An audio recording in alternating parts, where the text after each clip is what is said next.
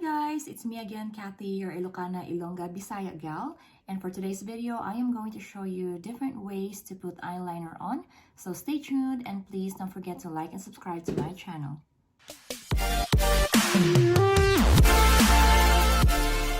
So for today's video, I am going to use just one eyeliner, but it has two sides to it. It's the Tarte Tarteist. And dito sa isang dulo, it has the pencil. And doon naman sa kabila is the liquid eyeliner. And mas prefer ko itong gamitin nowadays. Ito ang pinaka-paborito ko. And this is my favorite part of putting makeup on. I'm a very huge fan of eyeliners. Not really into kilay, not really into foundation and eyeshadows. But I'm so mapili when it comes to buying eyeliner. And I always want it to be liquid eyeliner, waterproof, and I always want it to be really dark kasi maraming products na hindi gaano ka dark yung ink niya. So for this one, this is the perfect one for me, and I've been using this one for quite some time already. So I am going to show you first how to use the pencil eyeliner on this one. Kasi back then, hindi pa uso yung liquid eyeliner, so natuto ako maglagay ng eyeliner through the pencil one. So dati ang ginagawa ko nung nag-aaral pa ako on how to put makeup on, what I did was ini-stretch ko yung eyelid ko ng ganito and then ini-slide ko ng papasok, and then later on natuto naman ako na palabas. But then I cannot make the perfect winged eyeliner back then using this one. So this is how I do it. So I stretch it out like that, and then from the inside, pinaglide ko na lang siya papasok like this.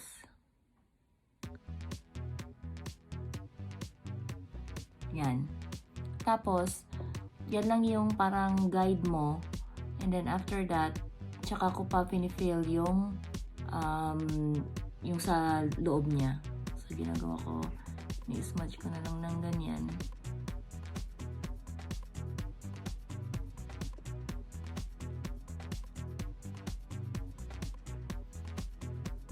Yan.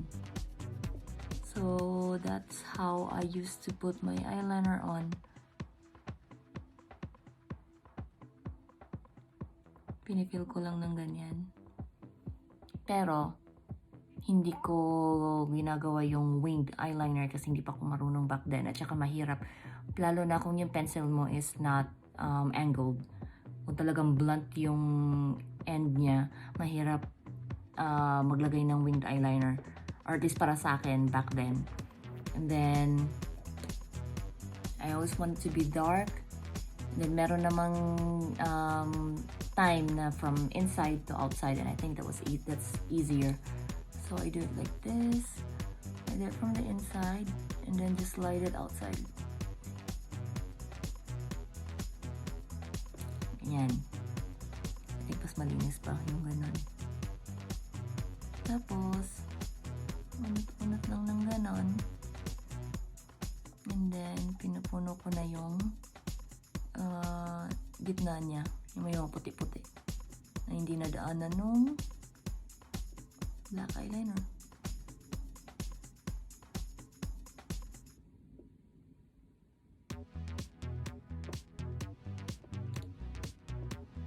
Yeah.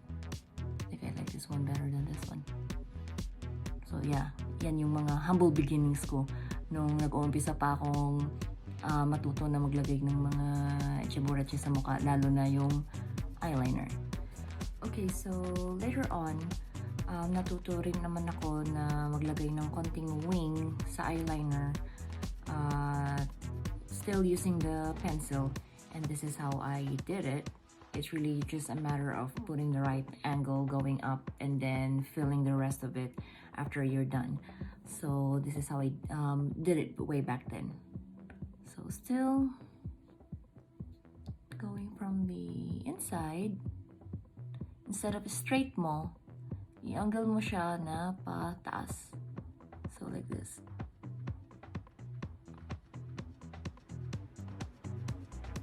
Yan. So minsan pa, lagyan natin ng konting drama. Taasan pa natin, habaan pa natin. Yan. And then, close mo lang ng ganito.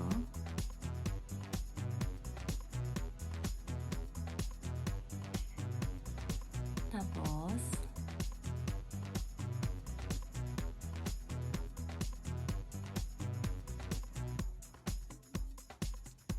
just fill the rest of it.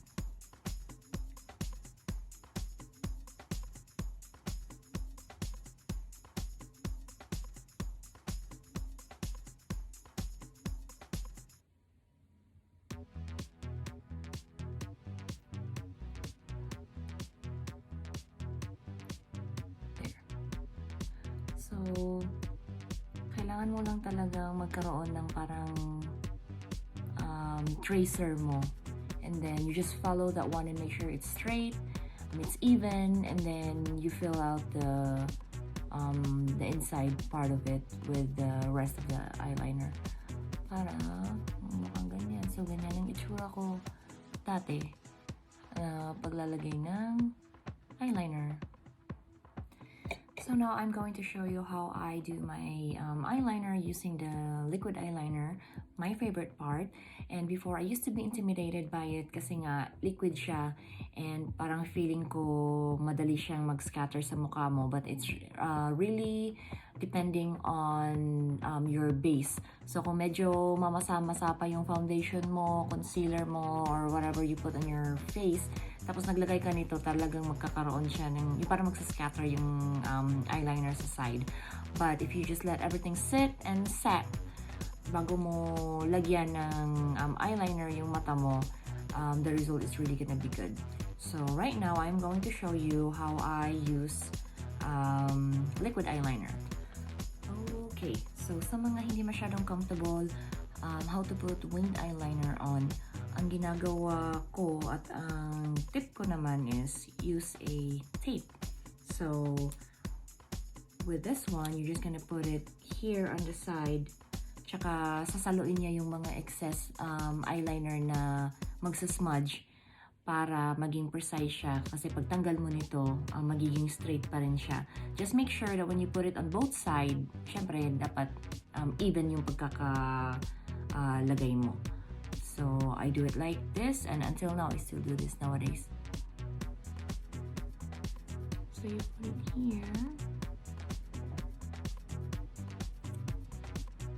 Just like that. At saka hindi lang para sa eyeliner, kahit na maglalagay ka ng eyeshadow, basta pantay lang, you'll still get the same very nice angled result na malinis dito if you use tape. So for this one, with the eyeliner, I use the liquid eyeliner. So ang ginagawa ko is lagyan ko muna ng guide dito kung gaano ka haba, gaano ka taas, or gaano ka kapal yung wing ng eyeliner ko. So I'll do it like this. So kahit na magmancha dyan, it's fine kasi hindi naman yan didikit sa skin mo. So ang magmamatter is yung nasa labas ng tape, which is yung sa skin mo. So I do like that, and then after that, sabay mo na lang na i-glide mo papasok. So you can do it this way, or you can still stretch your eyes and then i-glide mo to the side like this.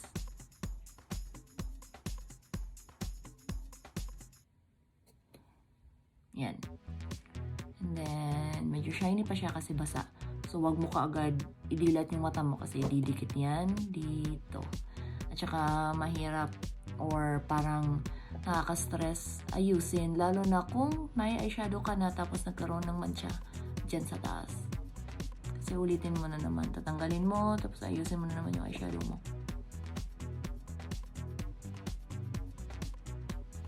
So you do it like that. Tapos kung okay na, you you just peel the tape.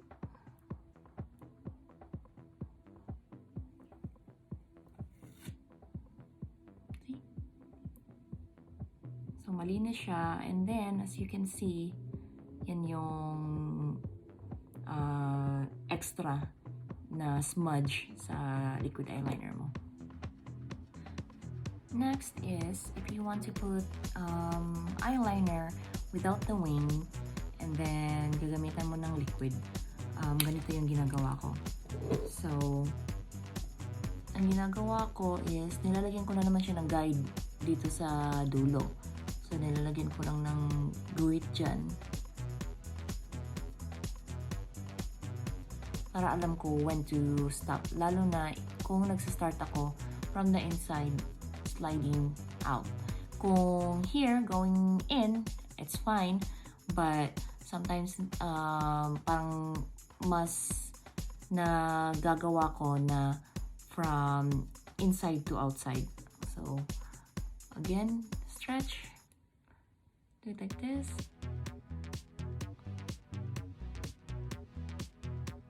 And then,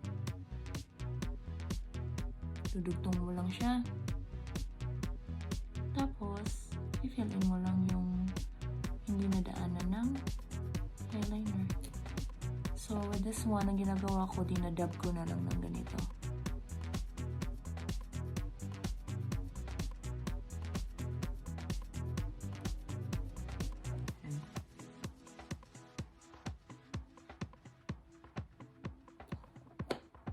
So, hanggang dyan lang siya. Tsaka malinis din.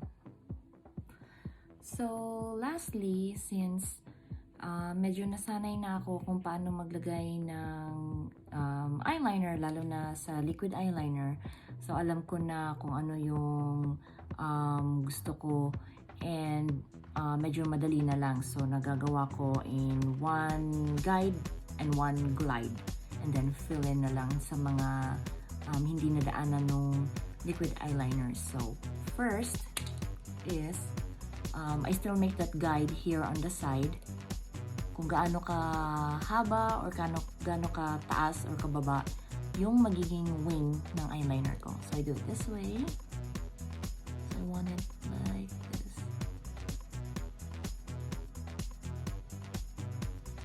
Like that. And then, suggestion ko is, lagyan mo rin muna dito sa kabila, and then i-make sure mo na pantay para at least isang guhit pa lang you can make the changes, kasi mahirap yung inuna mo muna yung isang mata mo and then everything looks good, and then when you do it here on the other side, it's a little too low, then you end up adjusting this one, and then adjust. Later on, magmumukha ka ng panda. Kaya kailangan isang guhit pa lang, you make all the changes there, kasi yan yung guide mo, and then the rest will follow. So, kahit naman makapal dito or manipis, dito pa rin niya magkakatalo kung pantay ang wings ng eyeliner mo. So, when you find that perfect line and the perfect height sa wing mo, then you start gliding and filling in the rest of it. So, like this.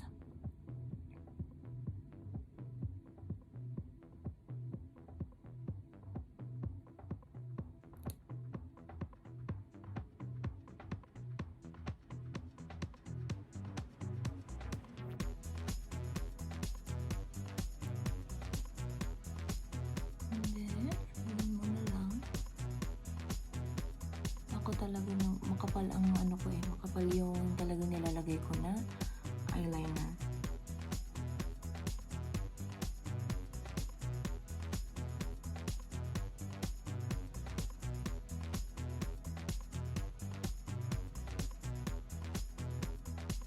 So, there. Kung manipis naman, natutuyo na tong ano ko, kaka-chika ko na nakabukas siya. So, I'll do it on the line.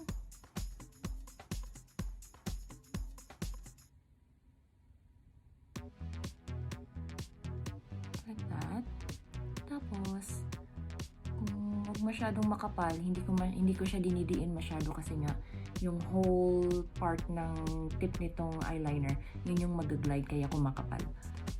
So, I just do it lightly.